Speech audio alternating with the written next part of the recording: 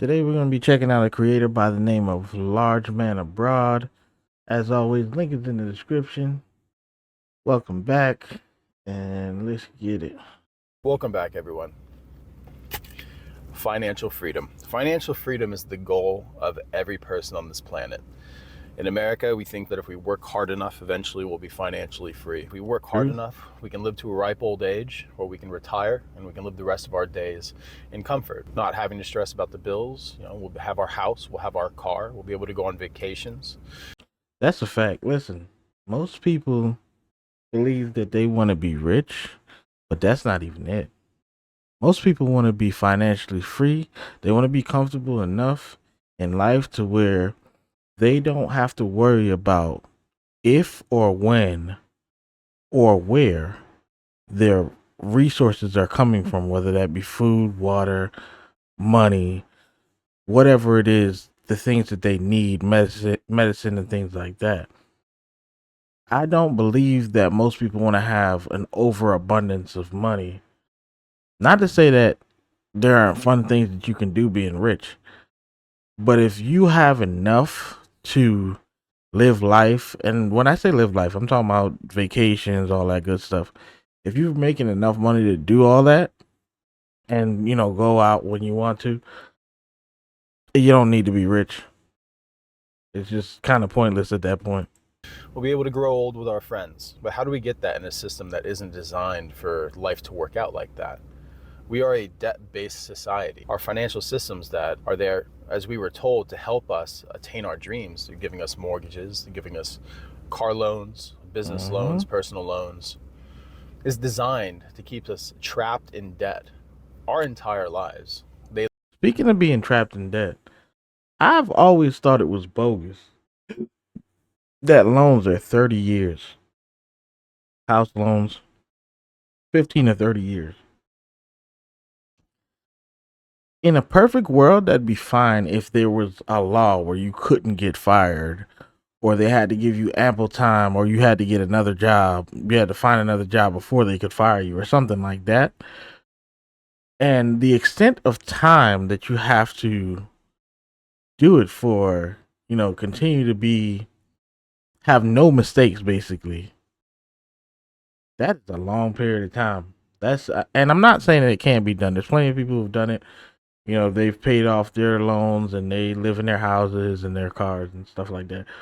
Like, it's doable, but it kind of doesn't make sense, and that's just my opinion. They leverage our lives just like we would leverage our house to get a loan, our car to get a loan. They leverage our lives to get us into financial debt with a promissory Pretty note much. that we will pay them money for up to 30 years. 30 years of our life. And at what age do people buy homes now? Because it isn't when they're 18, because who's going to buy a home when they're 18?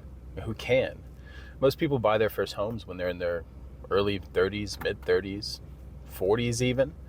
And when you True. sign on to that, that's 30 years. For most people, it's 30 years. That means by the time you're 65, you're 70, maybe you'll have your house paid off. And at 70 years old, maybe you'll have the financial freedom. And I say that it's predatory because you can pay into these things for decades, and 10 years, 20 years. You can be a loyal debt slave, paying in on time, and then something happens, right? And see, that there is exactly my point. This guy right here, very well spoken. It seems like everything that he said is well thought out. I like the way that he's coming about with the content. In my opinion, though,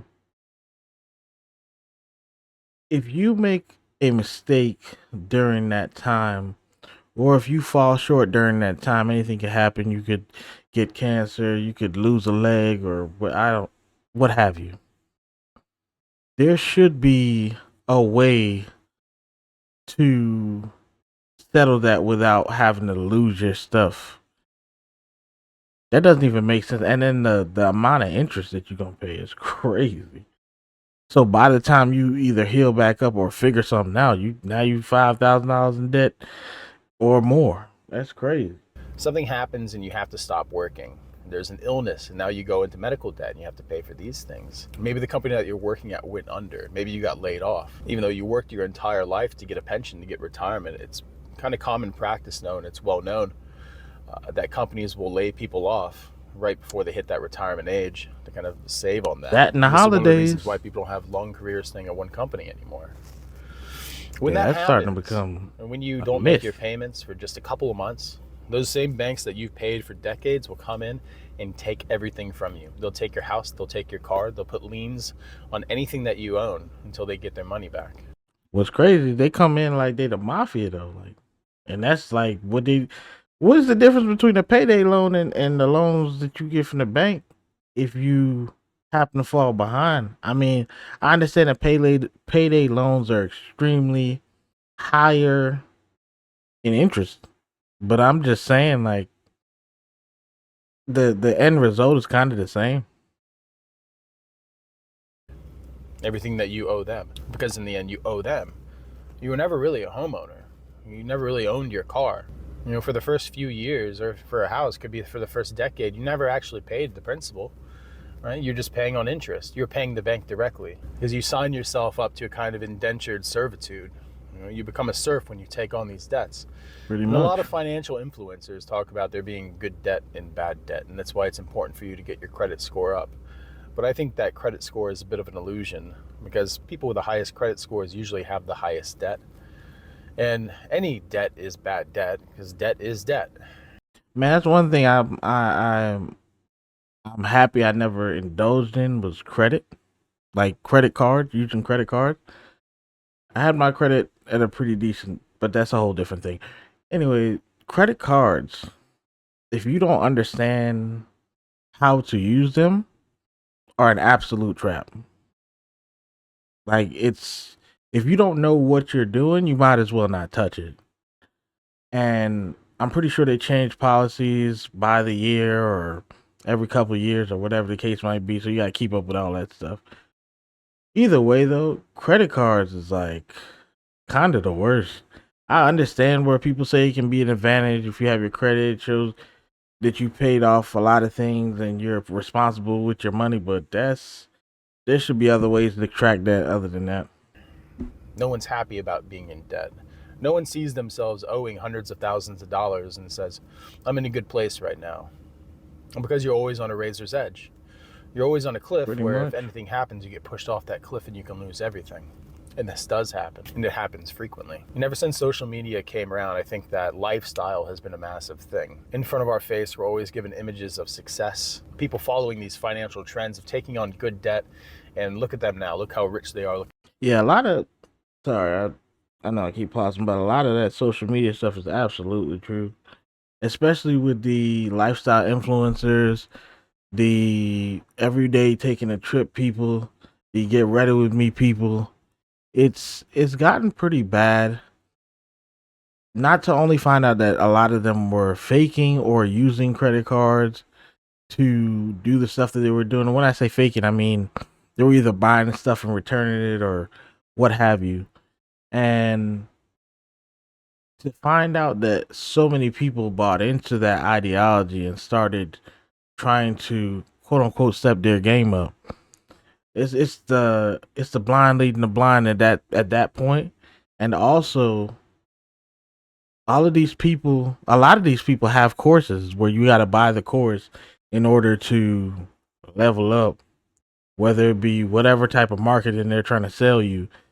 Man, look, $500 for the course. It's crazy. Look how wealthy they are. Most of the time, this is a lie. And if it's not a lie, it's people who either got lucky or people who had a real leg up before they started. But for most people, they don't have a leg up. For most people, they have to take two roads. One road is chasing lifestyle, and the other one takes you into debt because of desperation. And I think I found a good example while cruising around on Reddit of a recent story of somebody kind of listing the situation that they're in. And I think it's a perfect example of chasing lifestyle. So here it is. I need some guidance badly. I've accumulated approximately $38,000 in credit card debt, and I'm not sure what to do about it. My wife and I bring in on an average of $8,000 to $8,500 a month, depending on what extra overtime I can generate at my job. The following are our expenses and credit cards: mortgage, $2,300; daycare, $3,080; car leases, Holy, $1,200; auto insurance, $230; cell phones, $230; internet, $140; electricity, $130; heat, has needed approximately $500 for a fill up every 5 weeks in the wintertime. They have 5 credit That cards. look like all the money gone already. Chase Amazon Visa, $10,978 at a $348 monthly payment. Citibank, $10,264, $355 monthly payment. Chase Freedom, $59.82 at a $187 monthly payment.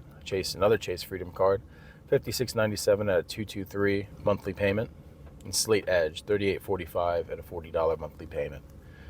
As you can see, credit cards are crippling us with the interest rates. I applied for a loan on SoFi for $40,000. Another loan? 5 years at approximately 15% interest for $906 to consolidate. I mean, credit cards, for many people, this might not seem that abnormal. For many people, this might seem kind of normal. He said he was going to consolidate. I think that you might have a financial issue, because this may not look like chasing a lifestyle, but that's what this is. This is living beyond your means. The average mortgage may be $2,300. They may be spot on. Daycare, $3,080 a month. One of you needs to not work, essentially, because after taxes, if you're bringing $8,000 to $8,500 in gross, and after taxes, daycare is half of your salary. So one of you should just stay home or find a family member, or even pay for it. Which is weird because it's impossible nowadays. It seems like a lot of people don't want to put together and make life.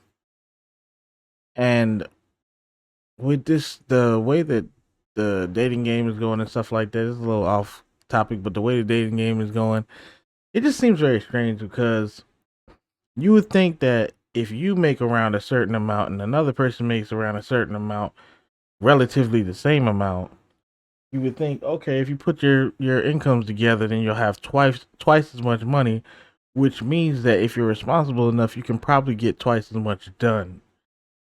You can probably afford things that you couldn't afford by yourself. So it's really weird, and it seems like they've destroyed the nuclear family on purpose. And with all this debt going on, I mean, it kind of makes sense. But yeah, let's a babysitter, pay for a nanny. You'd spend less money. But what gets me the most is having all this debt, right? Stretching yourself to your financial means, and then having 2 new cars on lease. This is chasing a lifestyle. This isn't anything anyone needs, but this is a common thing, because we're told that this is what we should do. We should have a job. We find someone, we get married, we have a kid, we get a house, everyone gets their own cars, everyone has cell phone, everyone has internet. What I'm saying, nobody's sharing nothing. These things. Do you need these things? No. You know what? I'm gonna let you guys go check this out. Once again, the link will be in the description. Please like the video. Also, hit the notification bell. Turn the notifications on all if you enjoy the content. And if you feel like I deserve it, hit me with a sub. I will see you guys next time.